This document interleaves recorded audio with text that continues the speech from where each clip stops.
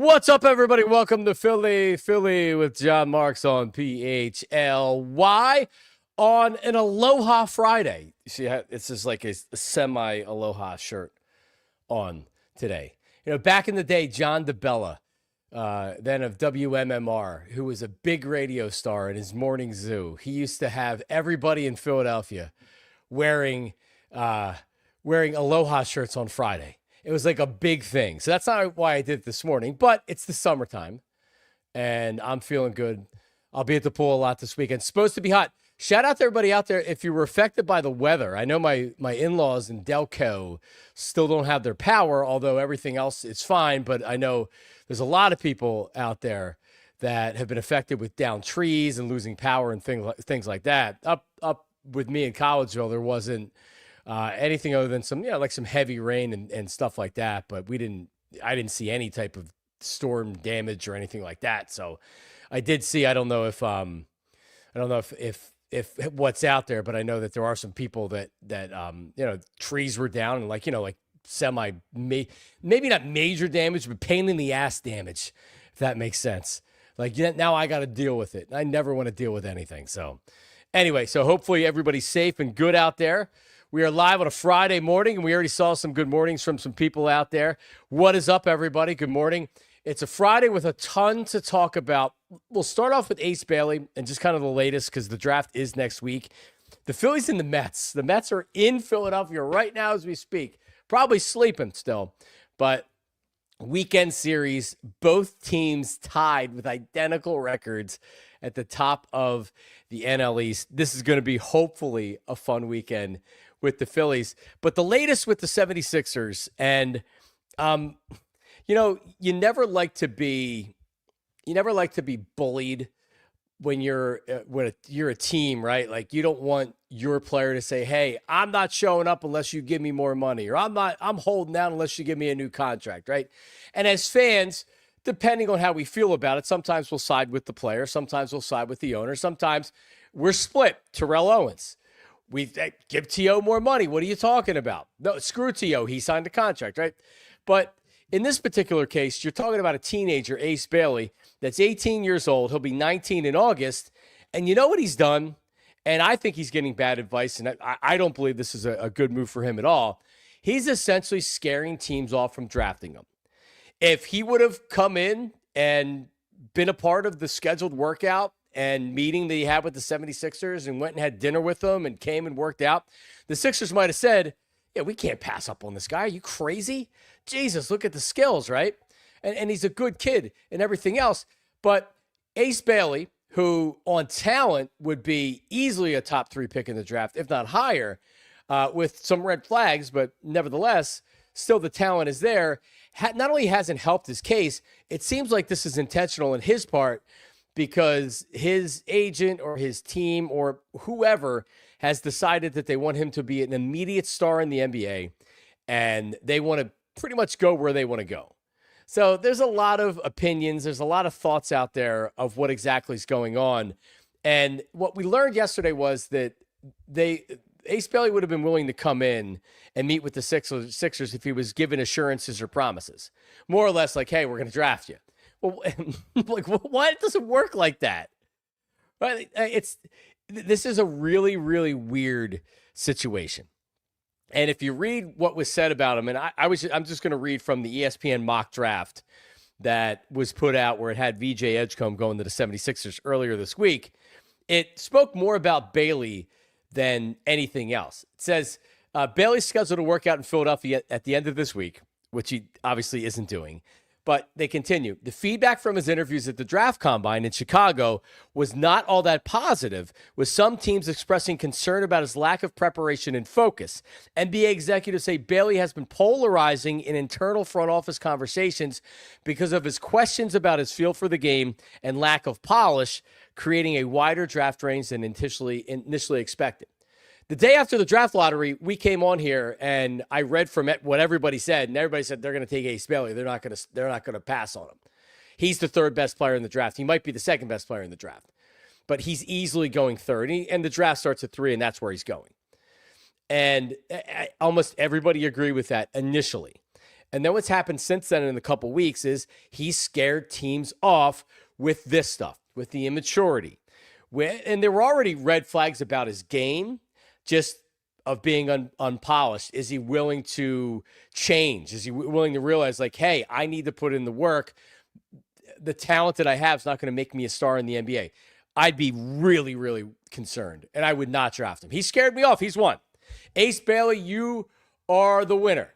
And still, not going to be the third pick, but you've won. I wouldn't draft you.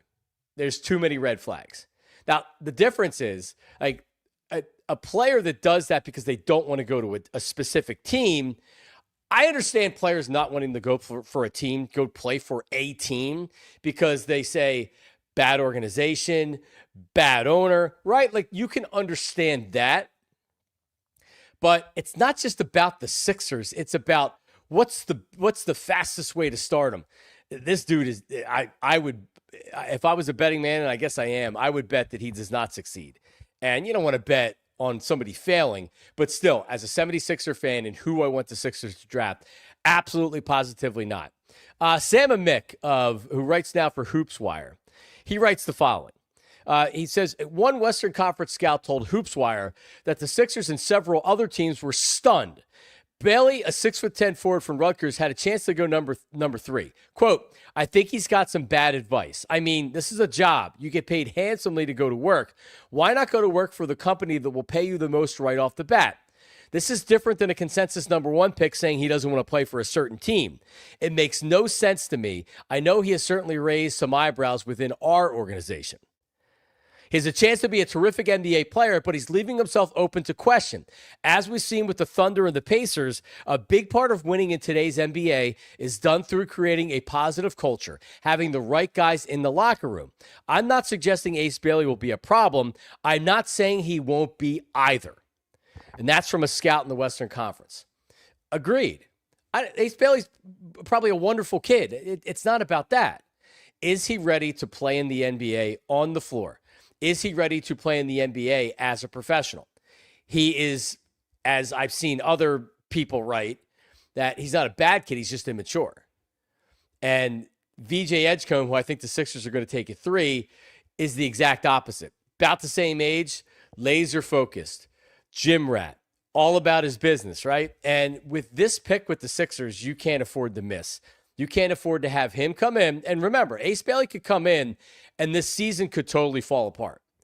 I don't know if 76ers fans realize this, but Joel Embiid doesn't have to be healthy this season.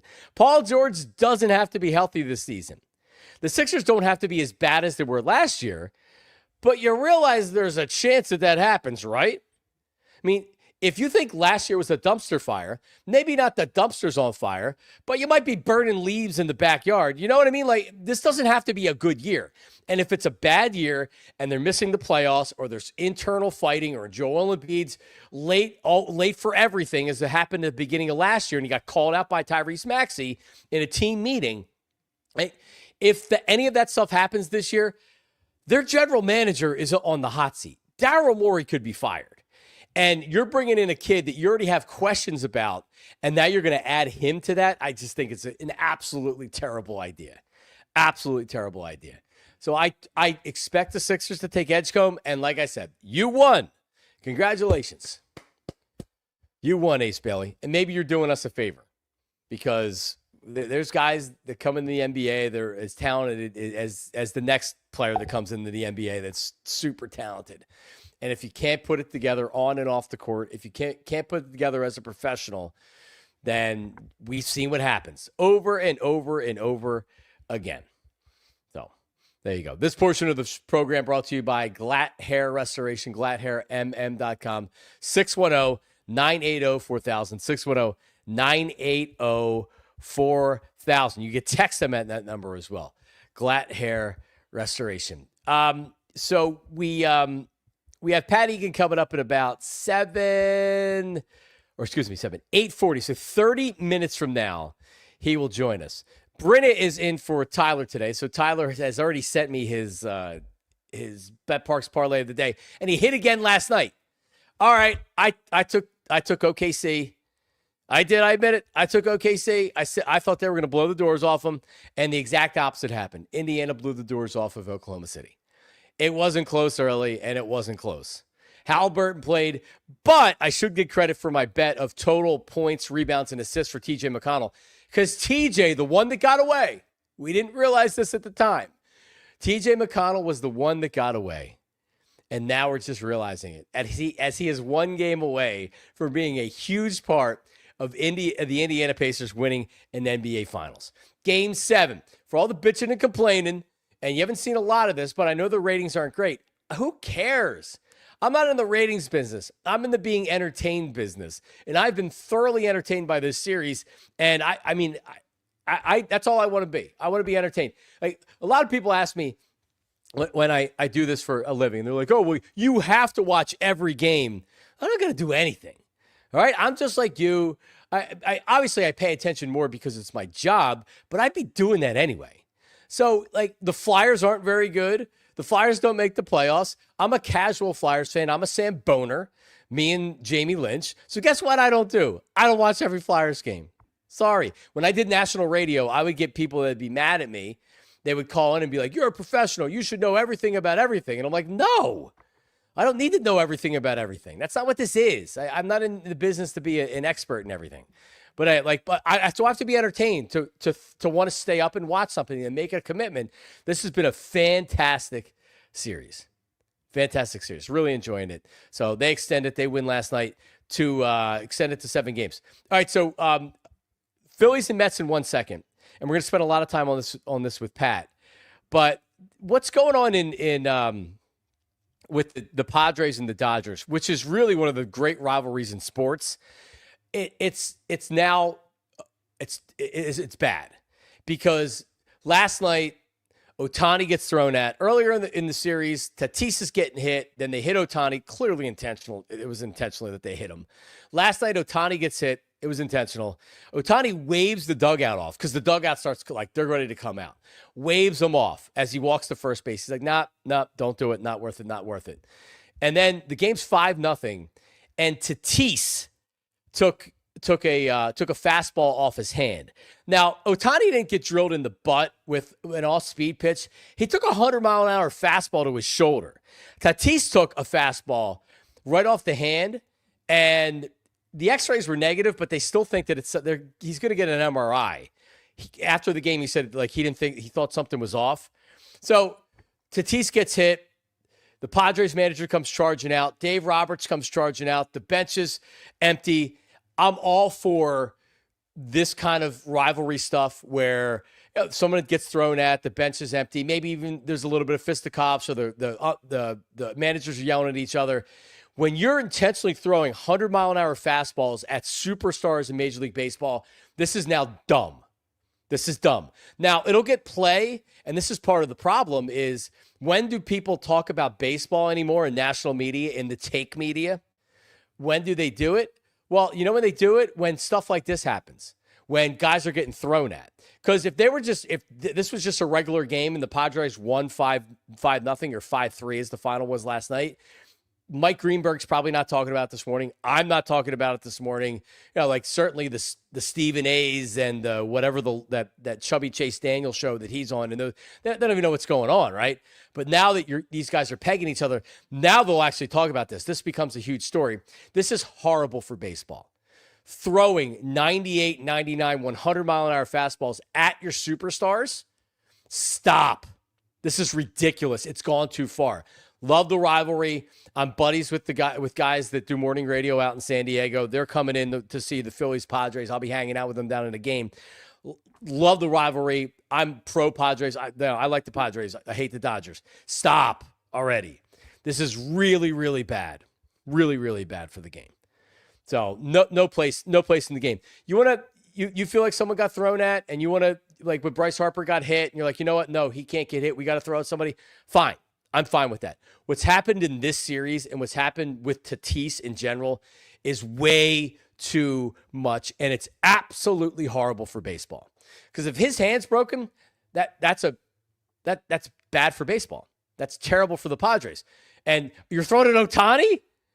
and he gets hit in the shoulder with a 100-mile-an-hour fastball? No, absolutely not. This is bad for baseball, and they need to do something about it. They do. All right, the Phillies and the Mets. This week in Philly sports. June 17th, 1992. Yeah, so anytime in StreamYard you try to import anything while that's what ends up happening, unfortunately. That's coming up later on in the program. So Phillies and Mets. How about this? More with this on Pat Egan. We're going to spend 5 minutes or so now. Pat Egan's going to join us as well as 8:40. Phils win last night. They take three of four down in South Florida. Really, really productive series. The Marlins aren't good, obviously, but that doesn't matter. We just saw the Phillies get swept in Pittsburgh, for God's sakes. So anytime that they're winning 3 of 4 in any series, and now they're tied for first place, and last night was the typical way the Phillies are winning right now. Great starting pitching, and then their bullpen was able to give them enough. Chris Sanchez, 8 innings. He was fantastic. He had, again, this is now 2 straight starts where his command has been A-level command. Velocity's there, stuff's there. He's not getting a ton of strikeouts. I think he had 4 strikeouts last night, but he's not even coming close to walking guys. Efficient, 91 pitches in 8 innings. He was tremendous. Kerkery now is your closer. All else being equal, I know he pitched the 8th inning the other night, but I think that was because of the way the lineup, they're going to put him in against the toughest part of the lineup. He came in last night. He got a save. Phils win 2-1. The offense was Kyle Schwarber, and Stotty got 2 hits, including an RBI last night. So back-to-back games where Stott's starting to field a little bit. Home run 2 nights ago, 2 hits and an RBI last night. They are going to need Bryson Stott. They can't win every game 2-1. And when their offense isn't great, and last night Trey Turner was hitless, Castellanos was hitless, they've really been guys that have been certainly Trey Turner's been carrying them offensively, but Castellanos, outside of being benched, has been really good. Brandon Marsh also hitless last night. So you take the wins, and this is how they're going to win a lot of games. Their starting pitching is so good. We've talked about it ad nauseum on the show between me and Tyler.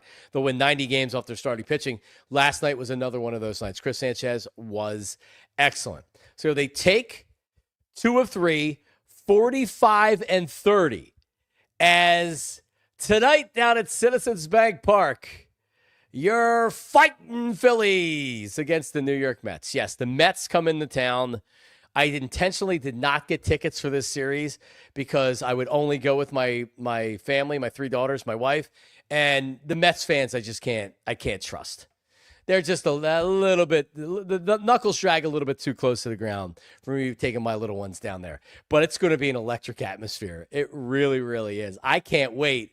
But I also have this nervous energy, right? Anybody else out there out in the chat or the comments have a nervous energy about this series? Because it's June. So regardless of what happens in this series, it's not an indicator about how the team's going to be playing in September. And if the Phillies sweep or they win 2 or 3, on Monday, I'm going to come in here and I'm going to be feeling great about things. If they get swept, I'm going to come in on Monday and I'm going to be like, man, listen, this is real trouble. I don't know if it necessarily matters in the big picture. But we can't worry about the big picture when we do this every day. We're fans, right? Otherwise, I'd go to sleep in April and I'd come back in September and say, how are we doing, right? You got to live and die with it every day. But yeah, like some nervous energy about this series for sure. And it lines up, and really when you look at the rotation, you're always going to feel good about the rotation. So you go Wheeler, Mick Abel pitches Saturday, and then Jesus Luzardo pitches on Sunday. And it wasn't a bad start his last time out, but he had a good start before that. And then he had those 2 starts that ruined his ERA probably forever. But so Luzardo, you're still kind of like, okay, we'll see Jesus. And then Abel has been so efficient and has been so good since he's come up. And all you need is 5 innings from him. That's the game where you need the bullpen to really step up. And he has given you 5 clean. He's not throwing 105 pitches in 5 innings, and he's mucking and grinding through everything. He has been really, really good. He's been efficient, and he's been fun to watch. Mick Abel's been really fun to watch. So Wheeler starts it off tonight.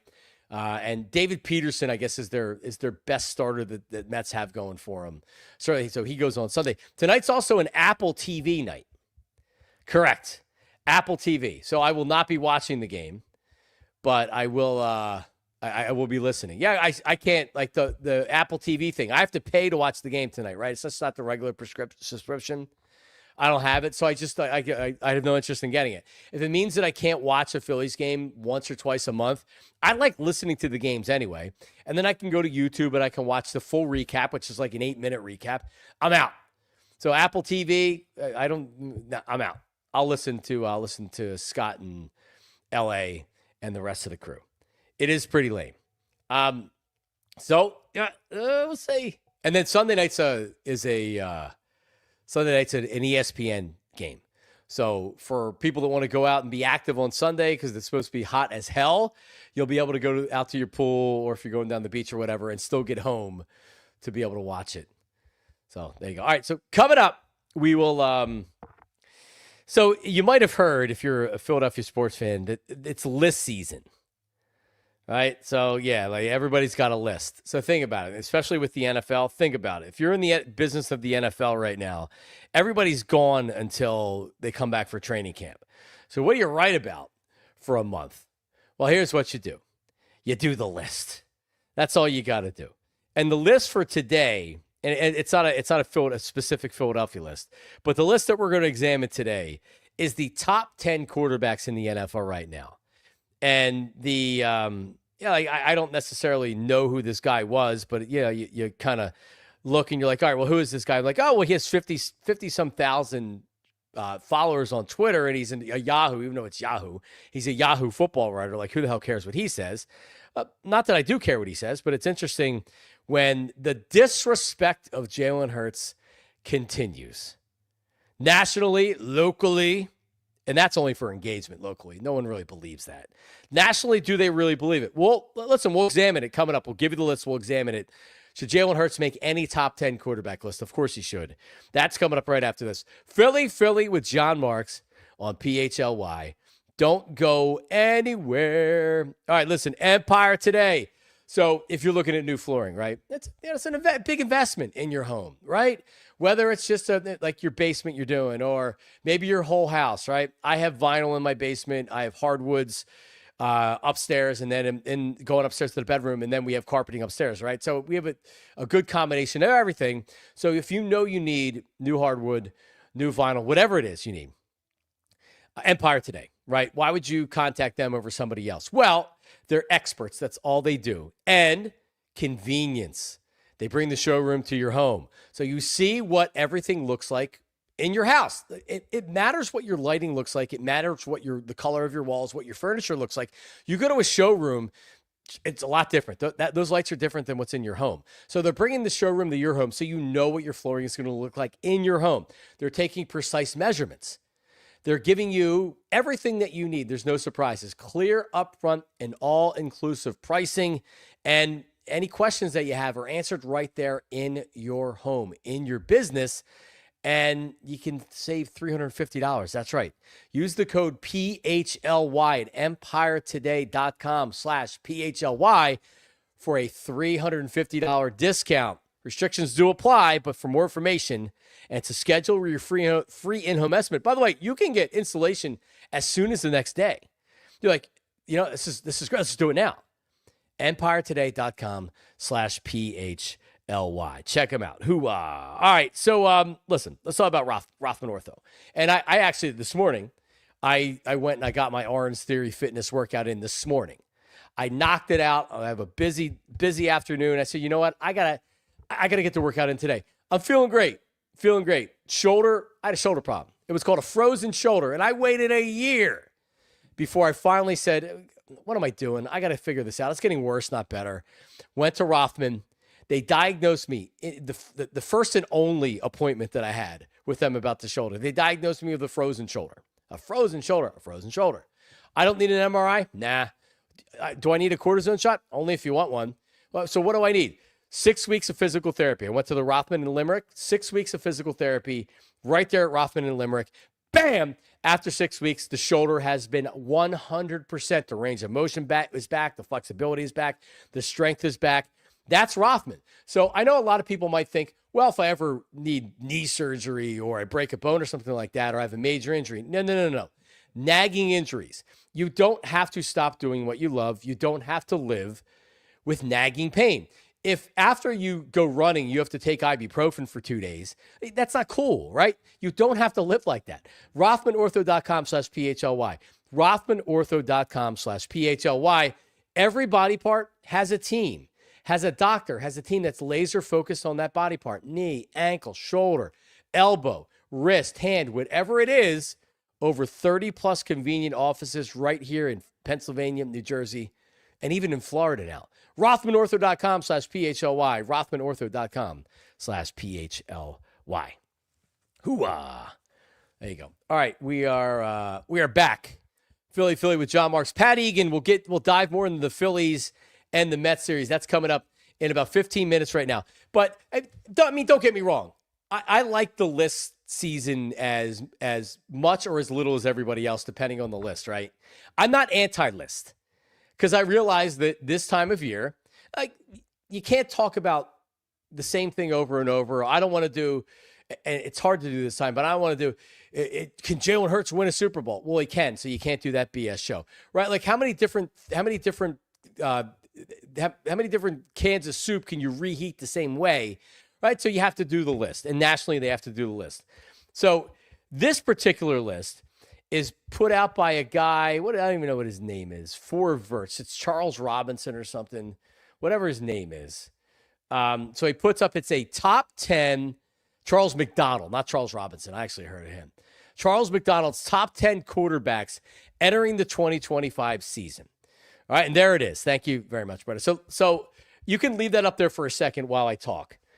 Every list, you almost need to qualify it for like 30 seconds because, like, all right, is this going forward? Is this just for this season? Is this for the next 5 years? Because you wouldn't put an older quarterback if it's for like now going forward.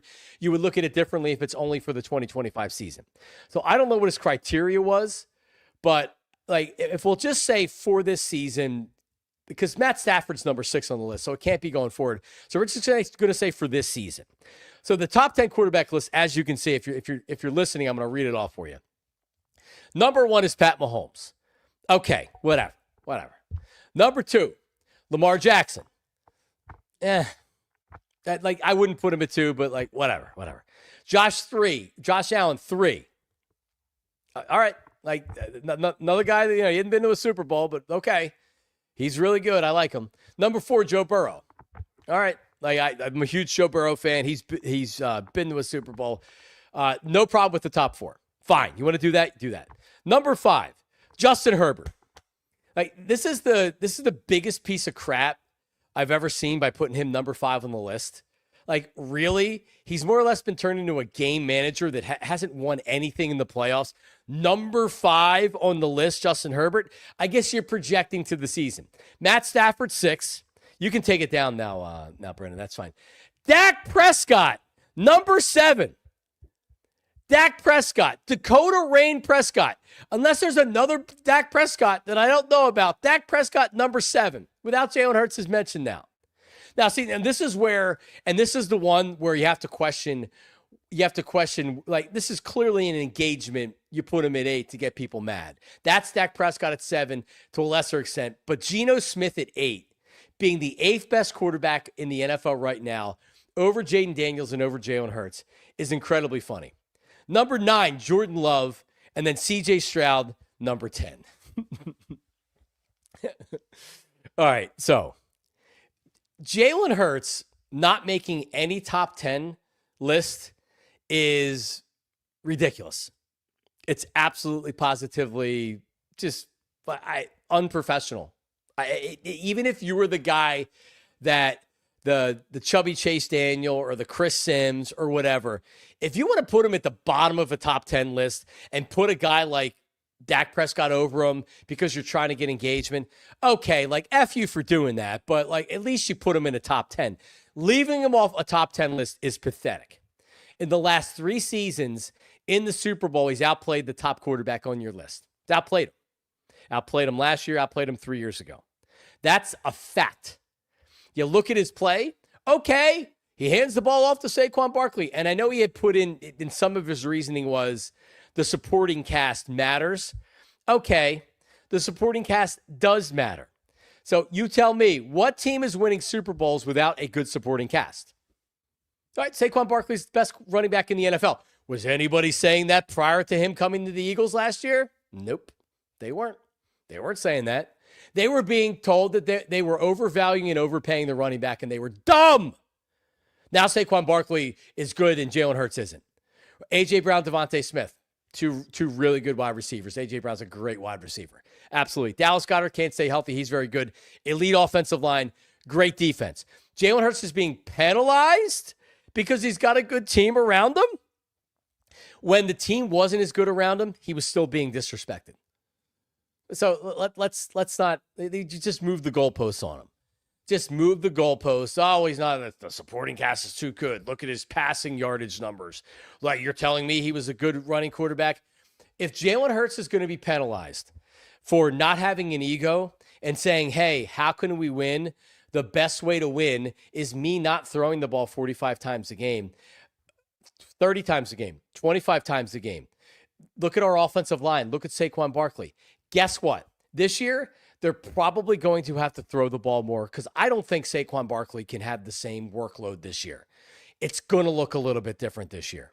Jalen Hurts, the runner, does that not count? Look at the Eagles' offense. Is the Eagles' offense the same if Jalen Hurts, the runner, and Jalen Hurts, the opportunity to run isn't there? That's a big part of it. You have to account for Jalen Hurts in the running game. Can he run? Will he run? Of course he will. So they have to account for that. All the intangible stuff. Listen, I'm not telling you that Jalen Hurts is the best quarterback in the NFL. And if you put Jalen Hurts on, on the New England Patriots, that he would have them in the Super Bowl. Guess what? If you put Josh Allen on the Patriots, they ain't making a Super Bowl. If you put Pat Mahomes on the Patriots, they're not making a Super Bowl. It's not the way it works. You need good teams. And I like Pat Mahomes. I think he's a little bit overrated right now. Right? Like, still obviously a great quarterback, and he's going to be considered one of the GOATs when it's all said and done. Like, it's just whatever. Like Lamar Jackson, he's the MVP. How about you get to a Super Bowl, Holmes? How about you show up at a big playoff game? Josh Allen, you haven't been to a Super Bowl. Some of that's not your fault. Come on, dude. Joe Burrow, you don't have talent on offense? You got great talent on offense. That's a bad organization. I love Joe Burrow. All these guys that haven't won Super Bowls, oh, well, they're so good. By the way, Justin Herbert, look at Justin Herbert's game logs last year. He was more or less Jalen Hurts without the success. Jim Harbaugh's treating him like a better J.J. McCarthy. They ran the ball a lot. So Justin Herbert, 5th overall. Give me a freaking break. It's unbelievable. Justin Herbert's a very good quarterback. I would take him on my team. I would. How about he has some playoff success before we crown him? Because that's what he's being done in this list. This is just so epically stupid. And like CJ Stroud's a great young quarterback. I like him. Jordan Love, okay, Jordan Love's a good quarterback. Dak Prescott? See, this is where you have a problem, because if you're projecting to this year and you're saying, well, I'm looking at what they're going to do this year, the Cowboys, by all indications, may not even be a 500, or you can't be 500, or may not even be a winning team this year. Look at the over-under. It's 8.5. I know it's not 9.5. It's 8.5 or less. Like, they are not favored to go to the playoffs. So if you're going to tell me, oh, well, Dak will throw for 5,000 yards, man, this dude is the biggest garbage yard quarterback since Phillip Rivers, Dak Prescott. Remember when he was in Philly and he was playing against the COVID replacement team because the Eagles wisely said, hey, we're just going to put our whole team in COVID to get ready for the playoffs so they can't get it. Again, they can't be designated with it. So everybody went he played a COVID replacement team, guys that are on the street 2 weeks before, and he's throwing for touchdowns and he's giving fist pumps, like, yeah, running the score up on a scab team, essentially. Cowboys did that before Buddy Ryan when when their veterans were playing scabs back in the strike season, 1987. So give me a freaking break with Dak Prescott, number 7 on your list. And Geno Smith at 8, like, listen, Ronald McDonald, or whatever your name is, Charles McDonald. You do you, and we'll do us, and I'll do me. But you're an absolute stone fool for putting Geno Smith at number 8 on this list.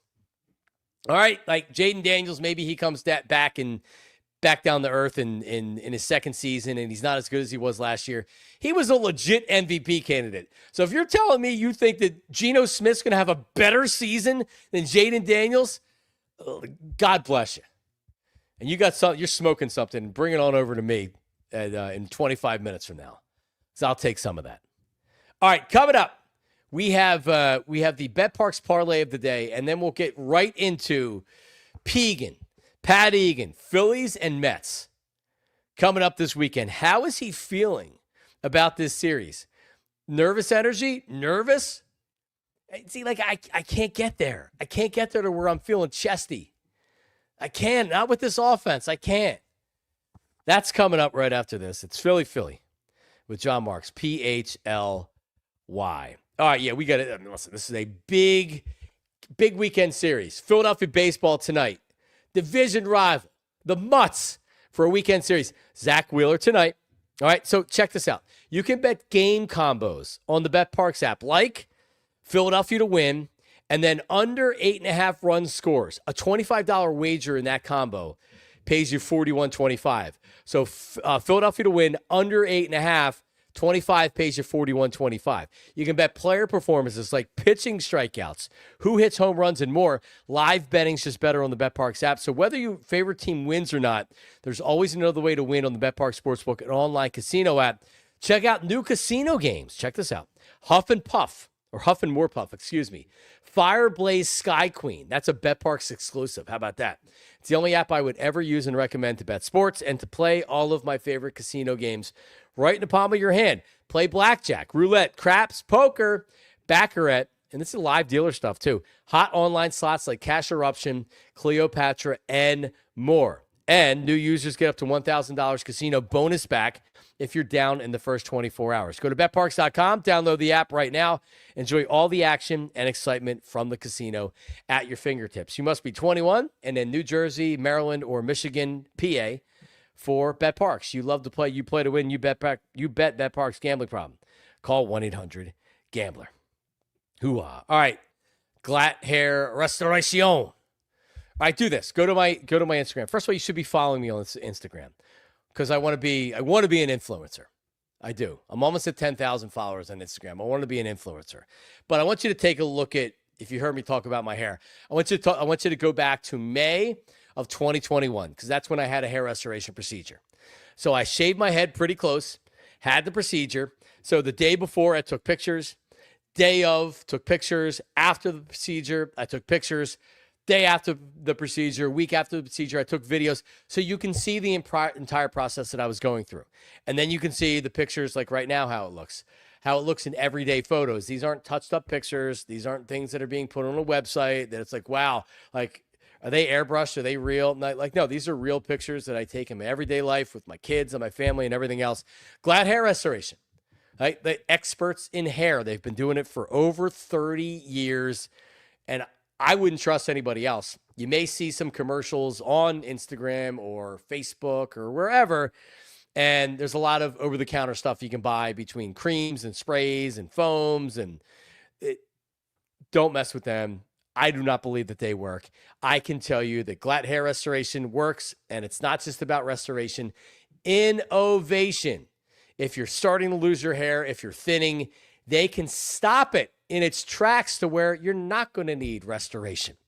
So if you don't like where your hairline's going, contact them today. It's glathairmm.com, G-L-A-T, hairmm.com, or you can call them, text them, 610-980-4000, 610-980-4000, or glathairmm.com. Hoo-ah. All right.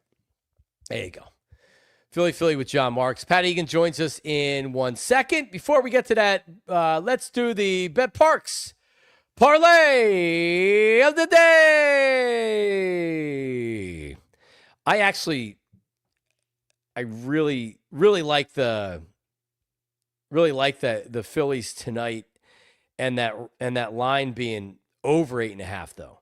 So in the PARX I was just talking about right there, you win $41.25 for a $25 bet if you go Phils win and under. I actually like Phils win and over. I'm ready for some offensive action, yo.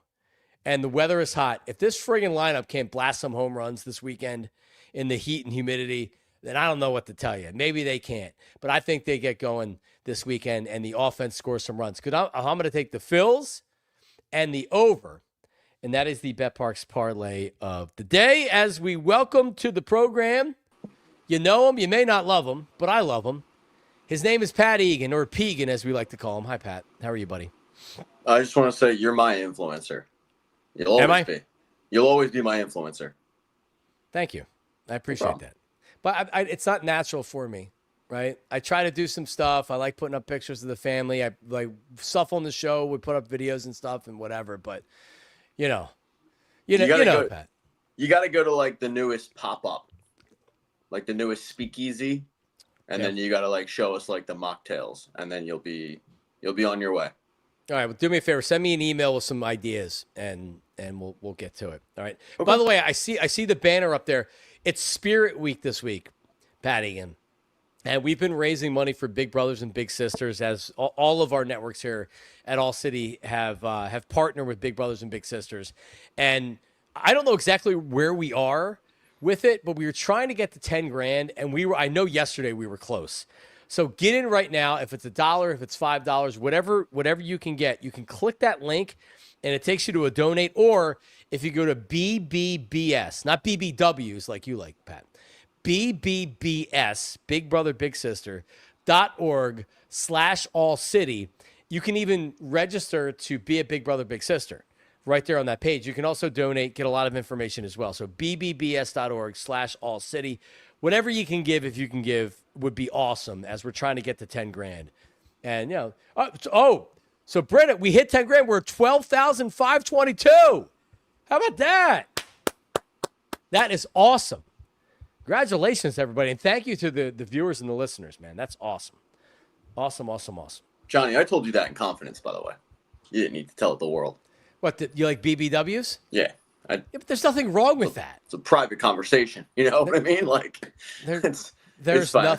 nothing wrong with it. This isn't live, right? Like we can This is live. See, okay. Here's what you need to know with me. If you want something publicly said on the air, you need to tell me, hey, you can't say this, and then I'll never say it. But it's something that I've had to train my audiences to do when I talk about my wife. If you know her, don't text her and say, ha, ha, ha, ha, ha. John just said this. And I'm like, no, you don't, like, stop. Because then she doesn't know the context because she's not listening. You don't know how many times, like, so literally, like, if I'm talking about my wife or I'm saying something, don't text her and say, oh, yeah, John just said this, because then she gets mad. And I'm like, you don't know the context. I was kidding around. I was just about to text her, too. But thank you for telling me. Don't text her. I won't text her. All right. First of all, before we get to the Mets and the Phillies, dude, what's going on with the Dodgers and the Padres is really, really bad. And I hate it. I love when bench is clear. I don't mind when guys are getting thrown at. We've gone to the next level here. Ohtani's getting pegged in the shoulder with 100 miles an hour. Tatis might have had his hand broken last night. These are two really, really good teams in a really, really competitive division that are actual rivals that hate each other. I don't want to take away from that. I also don't need Tatis out for the rest of the season. I don't need Ohtani getting a ball in the ear and him having a concussion like you get when you play men's league hockey. This is bad for baseball. Yeah, it kind of reminds me, this was like years ago, but when the Phillies and Dodgers kind of had that rivalry because both teams were really good, and Victorino got thrown at the head, I think by Hiroki Kuroda, and he's like, hey, man, like, just throw it my back. Like, throw it in an area where I can kind of protect myself. It was Victorino, right? Victorino was going. It's fine if you want to throw at me, but, like, don't throw at my head. And I think that's what we have here, because I'm with you. Like, I like the rivalry angle. I like when guys start getting thrown at and benches clear and all that. But, like, you don't want people being thrown at where they can actually, like, break a hand.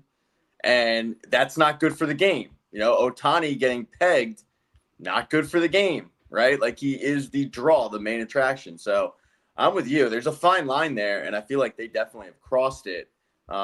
Luckily, no one's been, like, seriously injured, but well, not yet. Yeah, exactly. That's the problem. It's like, not yet.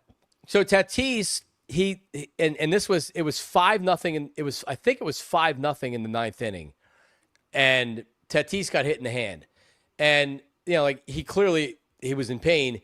So he got the X-ray after the game, and it was negative. But they're like, he's going to get MRI. We think that there's something that's going on that's just not being picked up by the X-ray.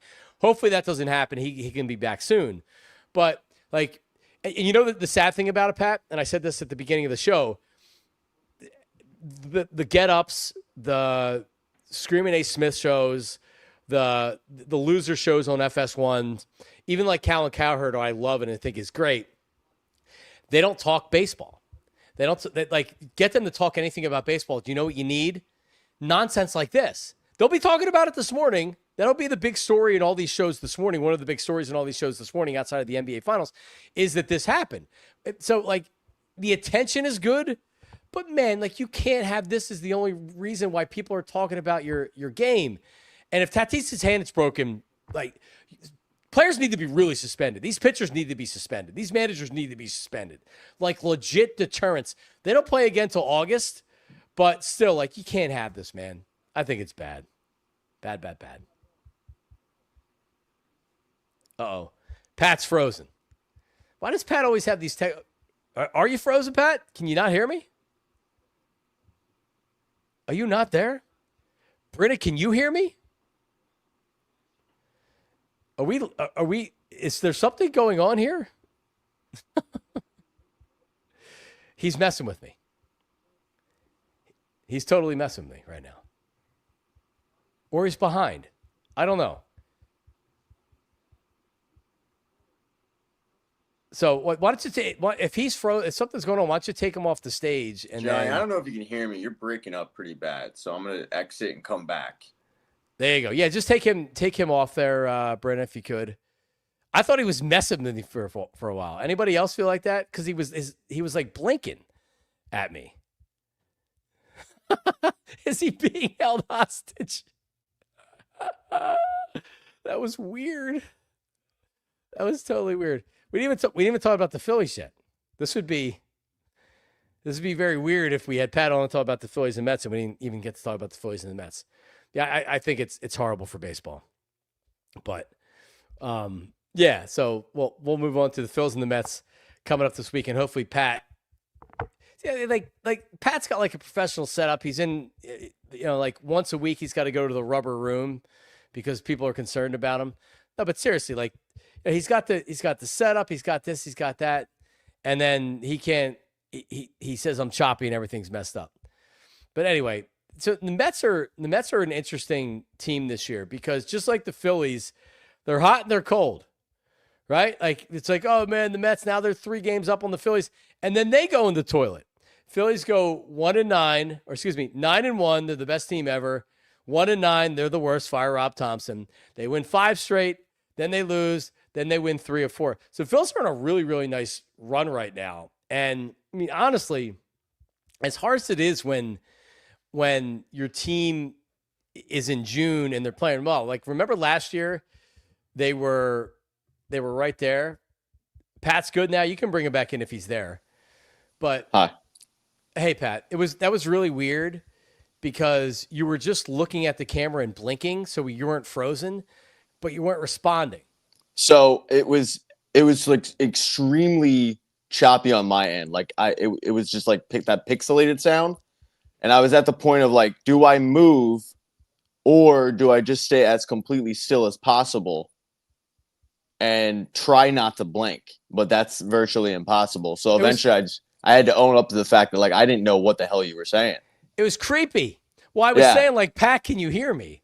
Yeah, Pat, I apologize. No, it's okay. I didn't handle it well, Johnny. Hand up. I did not handle that well at all. No, you were fine. It made it interesting. All right, so Phillies and Mets, and like the Phils are on a little bit of a run, but like everything goes back to their starting pitching. Here's the thing that excites me about this team is they're not playing their best baseball right now. No.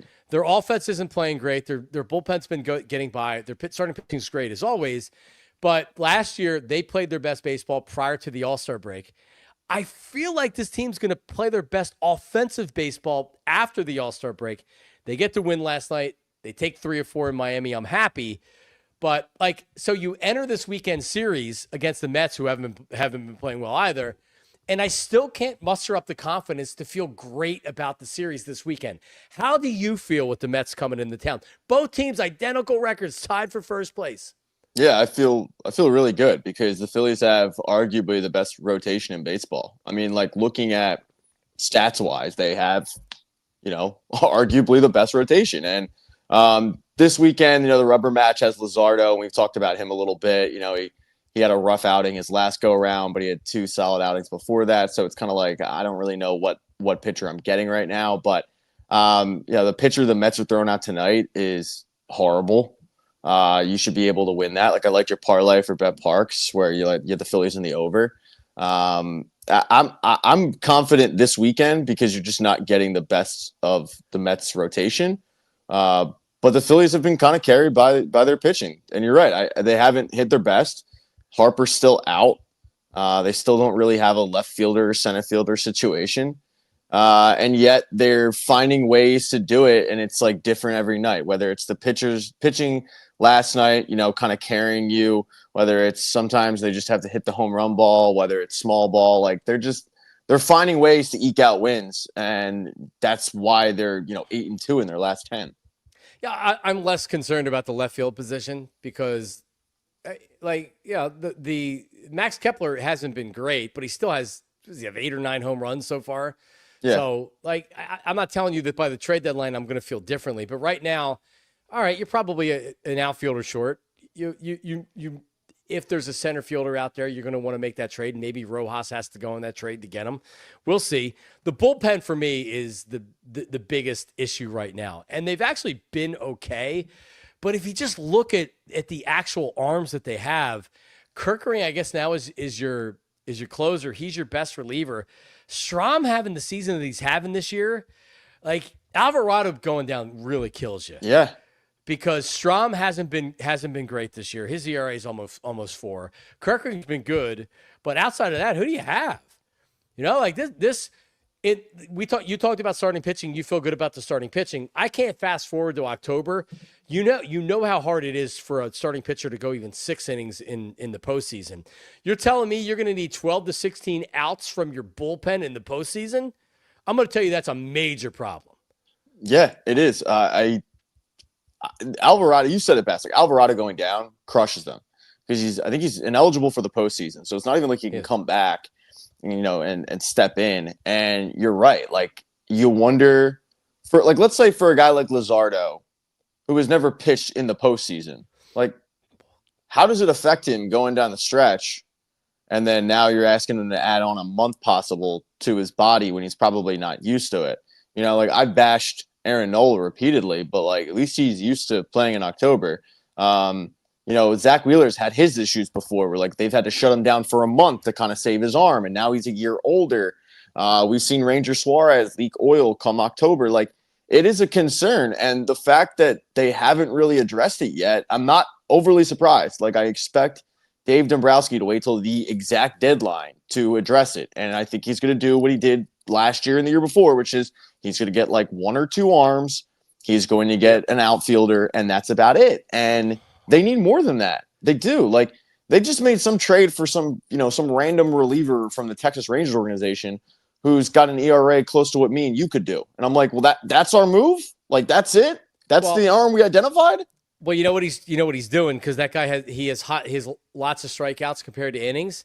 They're just hoping they come into the organization and something clicks. Yeah, and they fix them. And they fix them and they can use them for half a season. Look, and I get that, and I hope that we can laugh about this clip in 2 months when he comes up and becomes Jeff Hoffman. But I needed something 2 weeks ago, and I haven't gotten it. And I think they keep waiting for one of these guys to improve, and they haven't. They finally cut bait on Carlos Hernandez, so that's a step in the right direction. No, did anybody pick him up? I actually didn't see. Yeah, somebody did. He got claimed? Yeah, I forget who it was, but I saw it because my immediate thought was, why would they do that? Yep. Well, because of the same reason the Phillies picked him up, because of his he's arm. A big arm. He's got electric talent. Yeah, so the Phillies get rid of him. So here's the bullpen right now. Kerkering, Strom, Romano. They're your top 3. Now, listen, Joe Ross clearly is better than his stats would indicate. It's not true. But if he's your 4th bet, Tanner Banks, unless he's coming in as your clear, as your top left-handed He's reliever, your only lefty. I know he's not, but that's a problem. That is a problem. That's a like major I don't think he's horrible. And looking back on it, I do like that trade that Dombrowski made. But like Starling, you gave up Starling Caba, who at the time was like a low level prospect, bonus baby that you gave up a lot of money for in the international market. You give up Caba to get Tanner Banks, who was under team control. But Caba's killing it. And I'm not saying like the Phillies are clamoring for Starling Caba at A ball or high A, but you kind of got to get a return on your investment for that. You know what I mean? And he's been okay, but is he your guy that you're going to go into the postseason as your main lefty out of the bullpen? I don't think so. So Caba was traded for Luzardo. He was the. Who am I? Okay, you're right. I'm thinking of somebody else. William Bergolla. William Bergolla was the guy that was traded for Tanner Banks. I got it confused. I apologize. No, but he's having a good season. Like I looked it up a couple days ago. He's having a really good season for the White Sox and their minor league organization. And I'm not telling you that, like, once again, any Phillies fan is clamoring for William Bergolla, but it'd be the most Phillies thing in the world to look back in 3 years and go, we gave him up for who? And that's why, like, you need him to become something, but I just don't think he's like your main lefty reliever out of the bullpen on a winning organization. Mm-hmm. All right, and then you look at the rest of the bullpen, it's pretty bad. So here is the because I can actually solve the problem, and this is the Phillies should absolutely do this. They have somebody in their organization that has electric stuff, high velocity, and is young. His name's Andrew Painter. There is a log jam of starting pitching in this organization. Mick Abel has earned the right to stay in this rotation as long as he continues to pitch well. And you even have Aaron Nola that may be back before the end of the season. And you have Taijuan Walker if you need a fifth starter. He can be put right back there in that fifth starting role. I know that they say that Andrew Painter is a starter. They don't want to use him in the bullpen.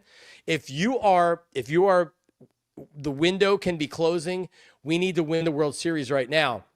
If you're telling me that you're worried about injuring Andrew Painter for 2 months of the season, making him a 1 or 2 inning relief pitcher, then he's never going to be healthy and he's never going to succeed. Andrew Painter is the one guy that's in this organization right now that you could bring in and it could be an elite reliever. So do it. And do it sooner than later. Like, make the decision and say, you know what? He's not going to be a starter. I don't want to keep him at AAA. He's too good to keep at AAA as a starter. Bring him up and put him in high leverage situations. That would be my internal way of fixing things, Pat. I couldn't agree with you more. I mean, me and you have used the comparison of David Price in the past in 2008. Number 1 overall pick comes up and they didn't have a spot for him. So let's stick him in the bullpen. But what you talked about there with the Phillies being worried about injuring him because you're playing an inning or two, like that's what I've been complaining about how they've handled Andrew Painter, because they take Seth Johnson down there, who's a former top prospect that they acquired last year from the Orioles, and mid-season they just go, you know what? You're going from a starter to a reliever. No problem there. But for the Golden Boy, oh my God, we can't do that. He might get injured, and it's ridiculous. And you're right. I don't think he's ready right now to come up and contribute. But post-deadline, if you do only end up going out and getting 1 or 2 arms, and really the one arm is the only arm, like last year with Estevez, you got Tanner Banks, but he didn't play much. If you're going to do one of those, then yeah, bring him up, because I'd rather see him in a high-leverage situation than 90% of what you've got in the bullpen right now, including Jordan Romano, who at this point we know is going to be, 1 clean inning, and then the next 2 outings are going to be he's giving up, home run balls. I mean, listen, Joe Ross probably by then will be totally killing it. So yeah, I mean, just give him a little more time, and he's going to be lights out. Like I said, he's clearly pitching better than his stats would indicate. Oh, clearly. Sometimes that happens. It takes a next level thinker to see it, but you're right, clearly. I'm still in the hive. If you're watching on TV, slide on over to allphly.com. We're in overtime. Yep. Does your men's league, Pat, does your men's league hockey have overtime? So I'm in 5 leagues, and 4 of them do overtime, and the one that doesn't, I hate, because it sucks. Like you'll be down by a goal with like 45 seconds left, and you're like, I'm playing for a tie. Like, this is horrible. Are you really in 5 leagues? Yeah. when you're as bad as me, you just got to go where they'll have you. I don't have the luxury of turning people down, you know? How old are you? Well, I don't like to answer personal questions, but since it's just as girls talking, I'll tell you 36. 36. All right. So I wasn't sure if you were closer to 40 or not. Like you're getting to that age where like, yeah, like you need to hang up some of those leagues right there. I love do one or two. I love that, the peer pressure I get from you is, hey, just stop being active and go sit on the couch more. I know you're a good father. All right. Well, maybe. All right. Maybe you're an okay father. Maybe take the old lady out to dinner instead of going to one of the games. All right. Go get a drink. Go get a drink with her instead of playing a 10:30 game in a smelly, stinky rink. I'm a freak athlete, Johnny, and I have to do what my calling is. You're funny. All right, last thing, prediction this weekend. How many? 3 games, Wheeler, Abel, Apple TV game tonight, so I won't be able to watch it. Abel, and then Sunday Night Baseball. Jesus Luzardo, yep. Yeah, I'm going to go 2 or 3. I think that they should absolutely hammer them tonight. And then I like them on Saturday, and then I think they drop Sunday's game. Still a little bit worried about Luzardo? A little bit.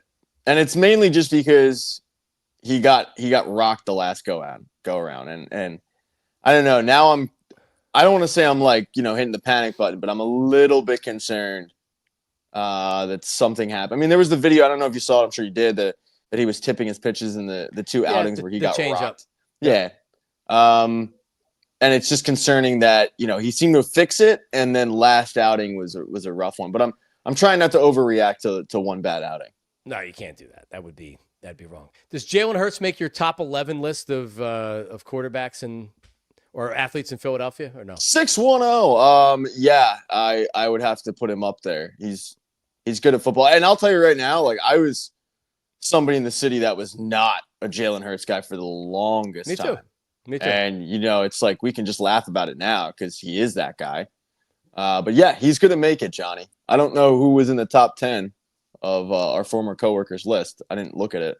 But Zach Vaughn, I know, was on there. Okay. Well, I mean, like it doesn't matter who's on the list because if the list is disingenuous and it's created just to stir things up and to try to get engagement like that, then why even I just bring it up kind of as a joke.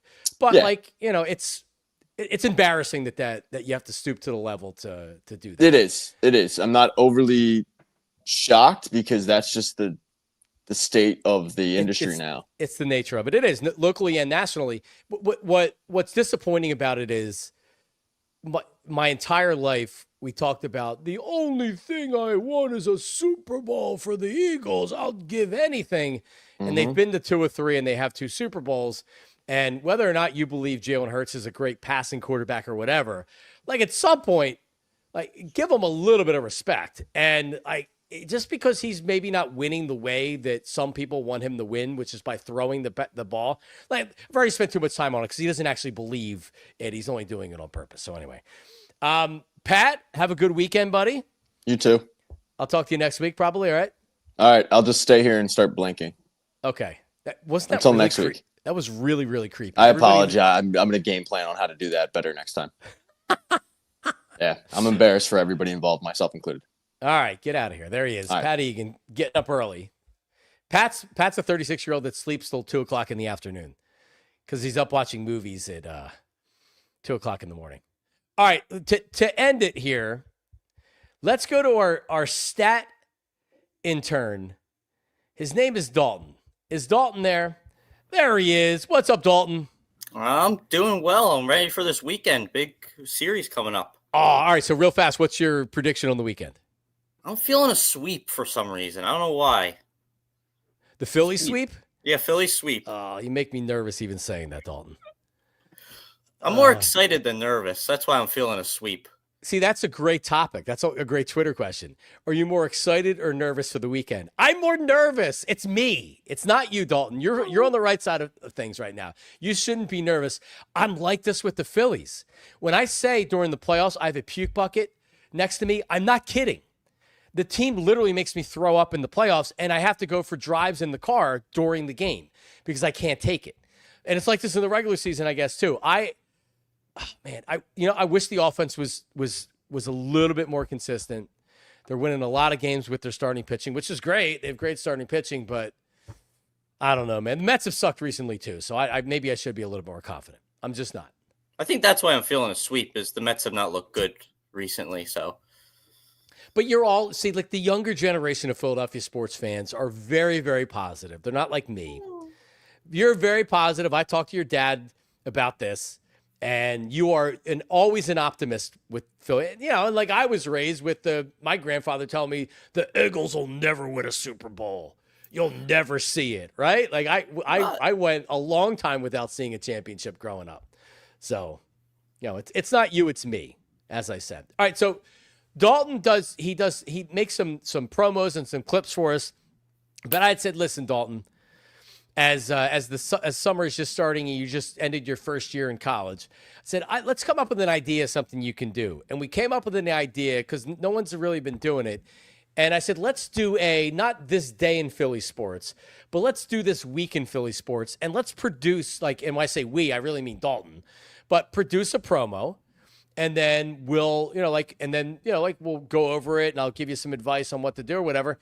And man, so to check this out, everybody, this is Daulton, our intern Daulton put this together. This is This Week in Philadelphia Sports. Here it is. This Week in Philly Sports. June 17th, 1992, Sixers trade Charles Barkley to the Phoenix Suns. Prime this morning to make the deal. We want to deliver a championship. This is the big-time move, bringing the Charles Barkley to Phoenix. I'm not going to sit here and guarantee us a championship, but I think we got a shot at it, and that's all anybody can ask.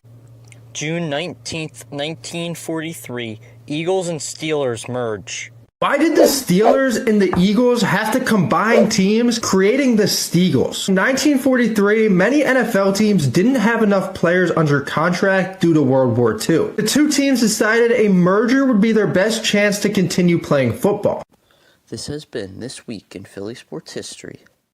A guy, Daulton. Good stuff, man. Good stuff. And I my initial thought is like maybe pick up the pace a little bit on it. But yeah, but no. You have a very, it's almost like a outside the lines type thing about the way you deliver it, right? It works. It does. It works. So I would say don't change a thing. I think you're good. But that trade for Charles Barkley was horrendous. They got Jeff Hornacek and Andrew Lang and Tim Perry back in return, and the Sixers were bad until they drafted Allen Iverson, and the Suns almost beat Michael Jordan and the Chicago Bulls. And Barkley was very good in Phoenix. And then the Steagles, I have a throwback jersey. It's the Steagles. I have a Steagles throwback jersey. I should have worn it today. I don't. It's Hawaii Day, so you got to wear something Hawaiian. Yeah, I couldn't wear the Steagles jersey today. But yeah, that offense that they ran in 1943 was the same offense they ran last year with the Eagles, with Jalen Hurts and Saquon Barkley and everything else. Very run-heavy offense with the Steagles in 1943. But there you go. Do you imagine the NFL, how prehistoric that was, that they had during the war, they had to merge the Pittsburgh and the Philadelphia team? Just imagine that now. The NFL's crazy. Daulton, have a great weekend, man. Congratulations, and I look forward to another This Week in Philly Sports. Good job, bud. Can't wait. Go Phils. All right, there he is. Go Phils. That is Daulton, the intern. Thank you very much, everybody. Listen, have a great weekend. It's going to be a hot one. Enjoy it with your family. Britta, appreciate you stepping in for Tyler today and producing. We will be back on Monday. Have a great weekend. Click on over to Anthony. He is live right now. We'll talk to you on Monday, and go Phils. See ya.